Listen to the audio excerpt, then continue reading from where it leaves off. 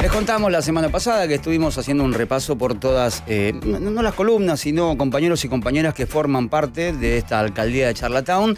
Era necesaria la Secretaría de Arte y Cultura. No podemos tener ministerio porque no somos, en este caso, digamos, un ente a nivel gubernamental con el peso de una presidencia, donde hay ministerios. Cuando es alcaldía, hay secretarías. Y aparte de ministerio habría que pagar un poco más. Así que la Secretaría de Arte y Cultura depende de la Breuer y los viernes nos va a acompañar con historias distintas que tengan que ver, desde el arte digital hasta donde vamos a ir el día de hoy, que nos vamos, me parece, para la historia medieval, que me llama mucho la atención. Hola Mariel, ¿cómo estás? Bienvenida a Charlottetown una vez más. ¿Qué decís? Hola Dani, ¿cómo estás? Muchas gracias por la bienvenida y por todos mis títulos en Charlottetown. No, por favor. Igual no se refleja en el sueldo esto, ¿eh? Secretaría, ministerio, para nosotros es lo mismo. Bueno, está bien, lo charlamos. Lo charlamos, claro. Siempre después de las 8 de la noche y entrando por una puerta de servicio. Absolutamente. Por las dudas. Pero bueno, muy contentos de tenerte hoy acá. Ya me pasó Lu previamente por donde ibas a ir. Vos también, ya dijimos, y esto lo contamos la semana pasada, va a haber desde arte actual, digital, urbano, de calle. Y hoy traes la historia de Judith y no sé si digo bien, Holofernes o Holofernes, vaya uno a saber. Y me interesó mucho, hay feminismo en el medio, hay que ir mucho hacia atrás. ¿Qué nos vas a contar hoy que me llama muchísimo la atención? Tengo dos historias intercaladas increíbles, pero vamos a empezar por la primera. Y contra todo pronóstico voy a empezar a contarles una historia que es bíblica, es una historia del Antiguo Testamento, de los libros de Judith. Y acá habría que ser un poco más especialista en religión. No es tanto lo mío, pero siempre que quede atravesado lo mío por tampoco, el arte. Excelente. Entonces vamos a hablar un poquito de lo que sabemos o de la historia popularizada, como la historia de Judith y Holofernes. No te sé decir exactamente la pronunciación de Holofernes, así que yo le digo Holofernes. Y esta es una historia que es, curiosamente, una de las historias más retratadas en la historia del arte, de la pintura principalmente, pero bueno, también hay otras manifestaciones, hay esculturas, y ha sido un tema muy reproducido, así como, por ejemplo, la Venus, las claro, historias mitológicas. Hay como algunos cuentos que tienden a repetirse en la historia del arte, pero es llamativo que justamente esta historia, encabezada y protagonizada por una mujer, haya sido una de las más reproducidas a lo largo de la historia. Hay representaciones desde el medioevo aproximadamente, pero traje algunas imágenes para que veamos la fuerza que tiene esta historia, mientras les voy contando un poco qué pasó entre Judith y Holofernes. Quiero saber qué pasó. Resulta que... ¿Perdón? No, quiero saber qué pasó, la verdad, y después con Artemisa. Pero antes que empieces, Mariel, te hago una preguntita. Antes, en esta época, más o menos en la época que vamos a ver todos estos cuadros, pinturas, retrataban mucho lo que pasaba, ¿no? Había mucho de, tengo esto en la cabeza, tengo una representación que no vi y la pinto también, ¿o eran mucho de representar lo que veían habitualmente? Bueno, en realidad estamos más o menos ubicados en el Renacimiento con las obras que vamos a ver. En el 480 vamos a arrancar con unas obras de Botticelli sobre este tema, y en realidad el Renacimiento va a ser un periodo que se va a dar entre el siglo XV y el siglo XVI, entre los 1400 y los 1500, Bien, más o menos, y en realidad el Renacimiento va a ser el resurgimiento de la cultura grecorromana, y se va a poner en el centro de todas las historias al hombre, al hombre como raza humana, claro, y correrlo un poco a Dios, ¿no? Que veníamos como del teocentrismo y nos empezamos a mirar más al hombre, ¿no? Empiezan a haber una serie de descubrimientos científicos y tecnológicos en el Renacimiento. Podemos pensar en todos los descubrimientos de Da Vinci, por ejemplo, en el humanismo, y se va a hablar del antropocentrismo. Por eso es bastante llamativo que justamente esta historia, que es un relato bíblico, haya tenido tanta representación. Yo creo que esto tiene que ver justamente porque es una figura real, o por lo menos en ese momento la historia que les estoy por contar se creía que era un hecho histórico, y más o menos a mediados del siglo XX se descubrió que en realidad no, que no era un hecho histórico, sino que es un relato. Pero esa historia, que hay quienes todavía sostienen que es una historia real, cuenta la historia de Judith, que era una joven hebrea, viuda, muy bella, una chica como de la alta sociedad de su ciudad, que era Betulia. Era hija de personas importantes, era una chica educada, era como una mujer muy atractiva dentro de Israel, y en medio de esta guerra, de una guerra en Israel, va a pasar que la ciudad de Betulia va a ser sitiada por los asirios. El general a cargo era el señor Holofernes. Lo que va a hacer Judith frente a esta situación es seducir a Holofernes con todos estos encantos que ella tenía, y va a lograr entrar a su carpa junto con una de sus doncellas, y con la mismísima espada de Holofernes le corta la cabeza. Entonces, de esa forma salva a su pueblo, se convierte en una importantísima heroína. Mujer linda es la que lucha, dicen por ahí, y lo que logra es que los asirios se mueran de miedo con esto que acaba de hacer Judith y se retiran. Entonces, realmente lo que logra Judith con esta historia es liberar a su pueblo del sitiamiento, se dice, Sí, de los el sitio. asirios. Ahora, qué bravas las pinturas, digo, elocuentes al mango. Elocuentes al mango. Ahora acá es una historia muy representada. Esto que estamos viendo ahora en pantalla es una de las pechinas, uno de los rincones de la Capilla Sixtina, pintada por Miguel Ángel. Les cuento que estamos viendo algunas obras de Botticelli, de Andrea Mantegna, de Giorgione, todos los grandes maestros del Renacimiento y del Barroco. Estamos, como dijiste, más o menos en la Edad Media, entrando en la Edad Moderna. Estamos viendo una Parece de las una foto eso, más famosas es la que estamos viendo en pantalla, que es de Caravaggio. Caravaggio es un personaje muy importante en el nexo que hay entre el Renacimiento y el Barroco. El Barroco va a comenzar aproximadamente en el 1600 y se va a caracterizar por ser mucho más dramático. Entonces, además, esta escena es súper dramática, es súper teatral, sucede en un espacio interior, entonces permite que haya un gran juego de claroscuros, esto que es una característica muy importante del barroco, y vamos acercándonos en la historia y tenemos hasta representaciones en el siglo XX como del artista Stuck, un artista digamos del norte de Europa, donde Judith sigue apareciendo. Judith pasa a ser un poco un símbolo de una cierta fuerza femenina, y hasta casi en un intento de modernidad y contemporaneidad. No es contemporáneo, pero a un artista como Klimt, como Gustav Klimt, austríaco también, muy conocido y muy referente del simbolismo y de la secesión vienesa, también hace un retrato de Judith que me parece sumamente atractivo, porque el centro y el protagonismo absoluto está puesto en ella, que en realidad cuando vemos otras obras de distintos artistas es bastante interesante ver cuál es el gesto con el que es pintada Judith a lo largo de los distintos momentos. Va cobrando mucha fuerza el personaje, que como les decía, en realidad recién a mediados del siglo XX se entendió, se comprobó, no sé si se comprobó, se investigó que no era un hecho histórico, sino que en realidad es un relato, es novela histórica el género. Se escribió en el año 2 a.C. Y no se sabe quién escribió este relato, pero sin duda Judith es un inmenso símbolo de una fuerza femenina, del heroísmo, del patriotismo también, ¿no? Porque ella hace todo esto para salvar a su pueblo. Mariel, perdón, Pata, si podemos volver a la foto anterior y la podemos poner más grande, si querés tirarme data, en este caso, Mariel, fíjense lo que es los rasgos, no solamente del tipo que está ahí con su cabeza a punto de ser cortada, de la viejita, la señora que está a la derecha. Realmente parece una fotografía. Yo admiro profundamente a quien tiene el talento para hacer esto. Es los colores, las sombras, bueno, los gestos ni hablar. Esto, por ejemplo, Mariel, está en un museo, lo tiene algún coleccionista, no sé si esta pintura puntualmente, pero digo, partes de estas, ¿ya son colecciones privadas o no? ¿Se pueden ver en algún país del mundo?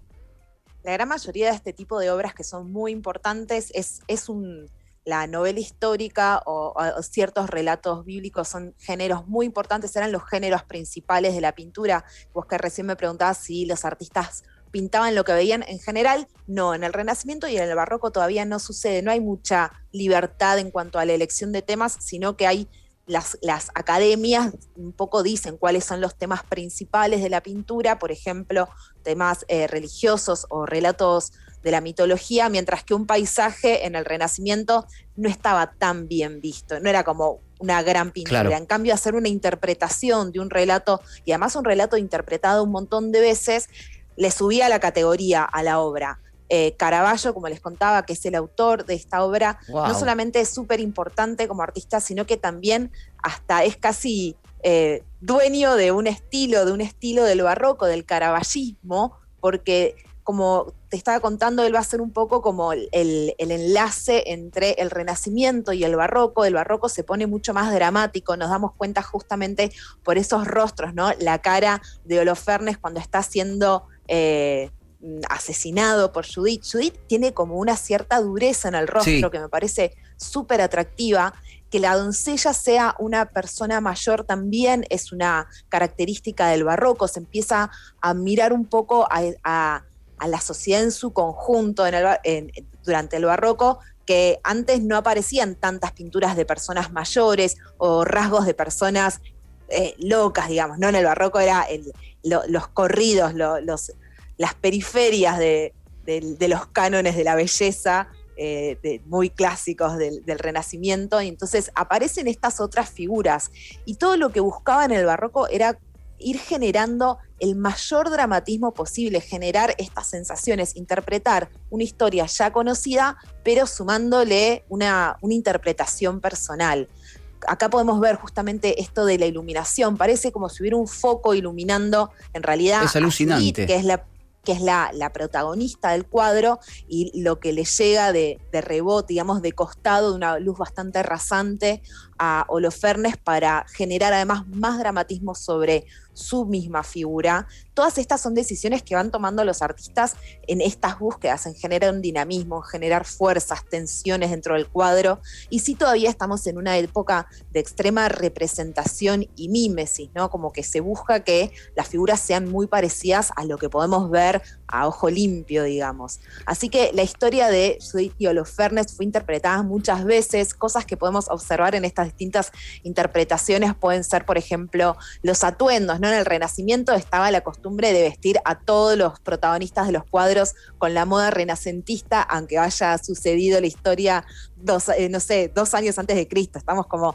17 siglos corridos de estilo, pero les gustaba mucho pintar la moda renacentista y barroca a los artistas de esta época. Y como te estaba contando, en realidad es un poco una excusa hablar de Judith, además de que se convierte en un símbolo importantísimo de muchas luchas feministas. A ver, una artista del barroco, que es Artemisia Gentileschi, una artista mujer, que en realidad nació en el 1600, en 1612, o sea que ella también es contemporánea de Caravaggio, está justamente en ese traspaso del Renacimiento al Barroco. Su padre también era pintor y se consideraba dentro de la escuela caravallista, así que ella crece muy cercana al mundo de la pintura y de este tipo de pintura en particular, y interesadísima por las artes. Lo que le pasó es que no, como era mujer, no podía tener una educación formal dentro del arte. Entonces claro, empezó a tener una formación un poco informal, cercana, desde un lugar de estar cerca de su padre, que le iba enseñando cómo pintar. Y es bastante llamativo, ella es considerada una de las la primera artista feminista. Con los años se ganó ese mote, ese rol dentro de la historia, porque bueno, su historia es bastante complicada, es bastante triste, porque ella, cuando finalmente su padre consigue hacerle entrar en un taller, ella entra en el taller de Agostino Tassi, que es su profesor, que en realidad él pintaba más bien paisajes y otro tipo de pintura, pero este señor va a abusar sexualmente de ella, y lo que sucede es que en ese momento ella hace la denuncia. Entonces hay documentación de este hecho que a ella le sucede. De hecho, tiene que demostrar de múltiples maneras, es sometida a tortura para ver si estaba diciendo la verdad, si efectivamente Agostino Tassi la había violado. Ella denuncia toda esta situación, como les digo, hay documentación. Entonces toda su obra va a estar muy basada en grandes mujeres y mujeres muy fuertes y heroínas, y una de sus obras más conocidas es su representación de Judith y Holofernes, wow, que es la obra que estamos viendo ahora, que si la de Caravaggio nos pareció dramática, esto es cruento, es Absolutamente, la cantidad de sangre que le está saliendo del cuello a Holofernes, la hazaña con la que Judith lo está asesinando y decapitando es realmente impresionante. Es una escena sumamente dramática, la consideramos dentro del estilo barroco por estas características que les estaba contando, ¿no? De jugar muchísimo con la luz, de generar dramatismo, de generar movimiento y tensiones desde los recursos plásticos, como podemos ver la fuerza en los brazos de Judith. Me encanta también que Judith está ahí y la vemos como una mujer súper fuerte, no está respetando el típico canon de belleza de las Venus de Botticelli, de algunas otras Judiths que vimos recién en otros cuadros que eran como más dibujadas desde un lugar del canon de la belleza y más delicadas y siguiendo como la delicadeza femenina que se pretendería. Y acá tenemos una Judith super power que le está dando a esa espada para matarlo al asirio que estaba queriendo quedarse con su ciudad.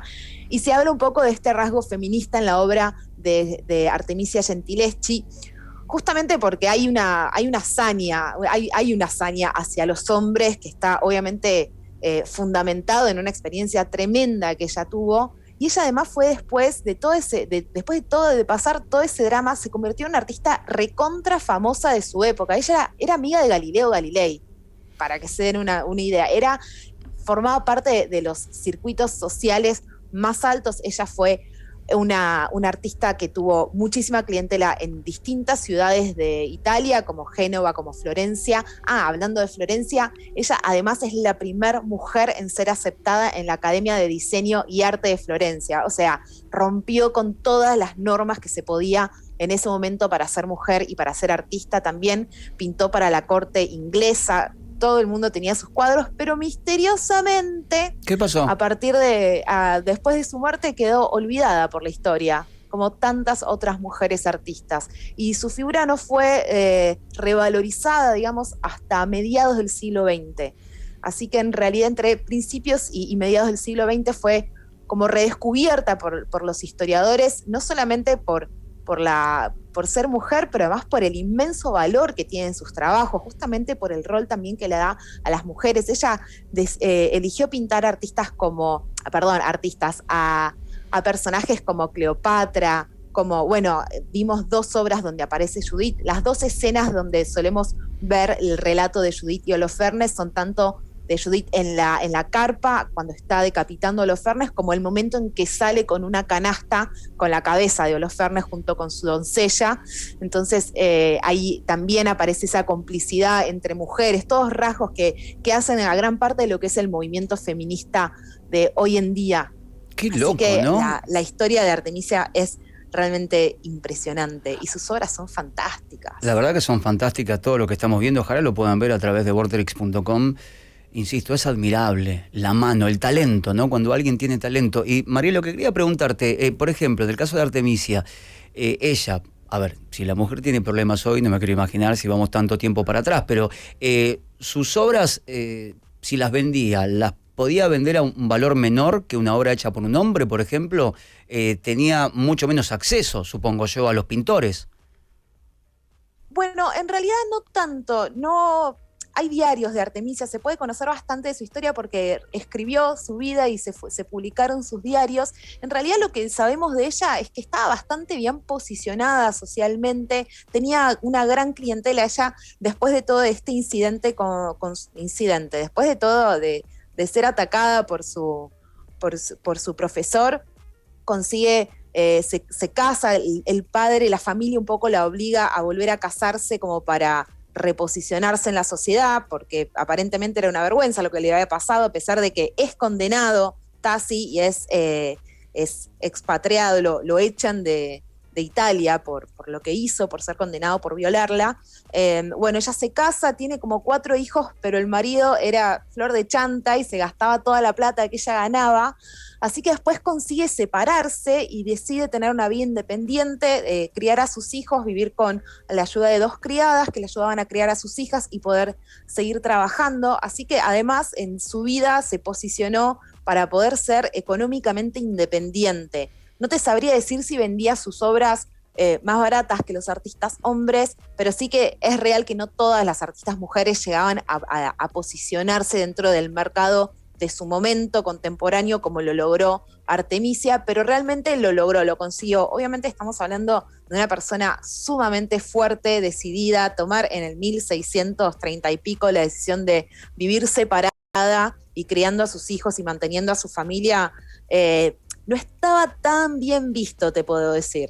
No, supongo que no, yendo para atrás 5 años, no está bien visto. Ahora, Mariel, después de semejante clase, por lo menos de 20 minutos de lo que es la historia del arte, bueno, Mariel es historiadora, digo, lo aclaramos si alguien se está enganchando recién ahora, programa, hace curadurías, escribe sobre esto. Te dije que los charlatauners eran gente muy ávida de contenido, si quieren cosas para leer, cosas para ver.